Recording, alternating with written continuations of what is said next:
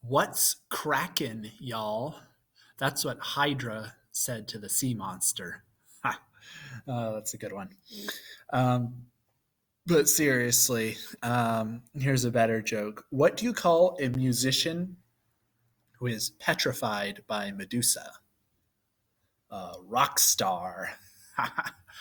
Oh my goodness. You guys need to have a good knowledge of ancient Greek mythology in order to get some of these jokes. I can tell you from experience, my lack of knowledge about ancient Greek mythology has really been an Achilles elbow for me. All right.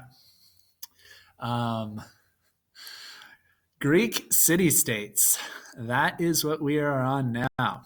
So, this is the beginning of chapter 13, section 2, Greek city states. What is a city state? Well, a city state is a small kingdom that controls the surrounding land area. So it's like a city that is also a kingdom, and then it controls all of the farmland around that area and like the trade routes. And if there's like a river or something, it would control all of that. All right, now because land and resources in the Greek mainland were so sparse, the Greek city-states were often at war with each other, although in the previous video I explained why those wars were very limited in scope, because it's really hard to move a large army from one city-state to the other. So Greece's geographic features made it difficult for conquest and also made it really difficult for any one authority to unite all of Greece under its rule. So Greek city-states were unique in a couple of ways. Number one, the city-states were the first societies in human history that actually had functioning democracies. Right? So in the West, we value democracy. We value the idea that citizens should have a role in government. Right? And this is a concept first developed by these ancient Greek city-states. Second, we know that a lot of these Greek city-states produced a lot of European literary works. So the most famous example of this would be the example of the Iliad and the Odyssey, which were written by the poet Homer. Well, they actually weren't written by him, but they were composed by the poet Homer. Right? So where do city-states come from? Well, they didn't just come out of thin air. They were formed by previously existing kingdoms. So Greece used to be full of little tiny kingdoms, and over the centuries, these kingdoms started to morph into city-states. Right? But let's talk about these early Greek kingdoms. The most important early Greek kingdom was a kingdom called the Mycenaean Civilization. So the Mycenaean civilization was not just one kingdom, it was actually a collection of several small kingdoms that were ruled by a form of government called a monarchy. A monarchy is a form of government ruled by a king or queen. So like a lot of these kingdoms, the Mycenaeans relied heavily on trade, and they traded with a lot of Mediterranean civilizations, not just other Greek city-states, especially Egypt. Why do you think they would trade so heavily with Egypt? Think about what Egypt can grow that Greece can't. Wheat, right? So they needed wheat from Egypt. Mycenaeans also invaded a lot of other smaller kingdoms and territories. But we know that around the year 1100 BCE, the Mycenaean civilization was attacked by another civilization called the Dorian civilization and was destroyed. Now, why do we care about the Mycenaean civilization? Well, the reason we care about it is because of its contribution to Greek mythology, especially around the figure of a guy named King Agamemnon. So Agamemnon is a legendary king of the Mycenaeans, and he's a very important figure in Greek literature.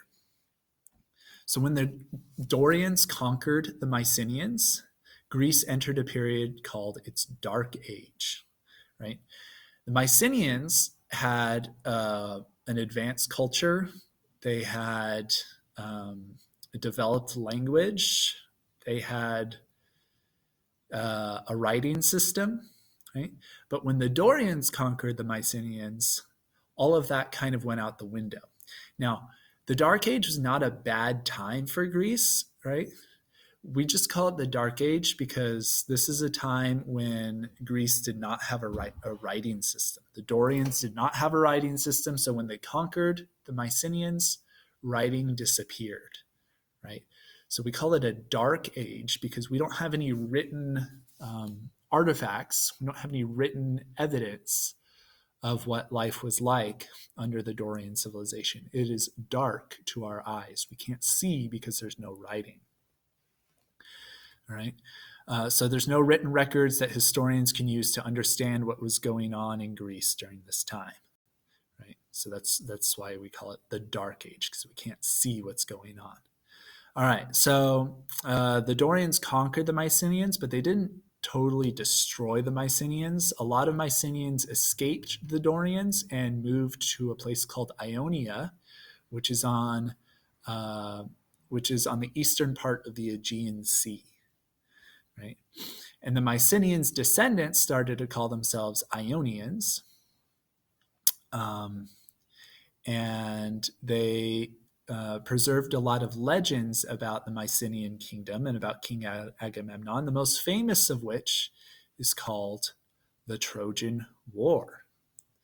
Right? So the Trojan War stories were mostly preserved by a blind poet named Homer. Now, quick note, we don't know for sure if Homer actually existed, if he's a real person, but historians give him credit for it because traditionally that's just what historians have done for centuries and centuries and centuries. We just attribute the Iliad and the Odyssey, which are the two main poems, the stories about the Trojan War, we attribute those to Homer.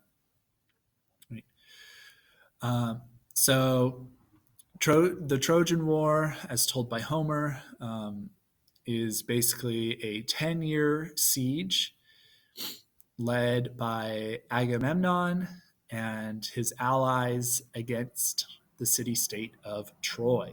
And it's a 10-year war, and it involves gods and goddesses and heroes and villains. And we'll get into that a little more in the next slideshow. But basically, the Trojan War is a really compelling story. And so people who would hear poems about the Trojan War would memorize them and pass them down through generations and generations, till eventually the Greeks got their writing system back and finally started writing it down. All right, quick note about King Agamemnon. King Agamemnon, one of the reasons he is so important to historians is because of his legend. He is allegedly the king who led the Greek invasion of Troy and began the Trojan War. And there's a story about him along the way. He apparently offended the goddess of war, and she demanded that in order for him to be able to sail to Troy to wage this war, he would have to sacrifice his daughter. He'd have to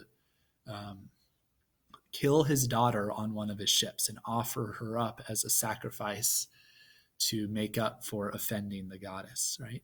And King Agamemnon does this. He sacrifices his own daughter, and then his wife wants revenge on him.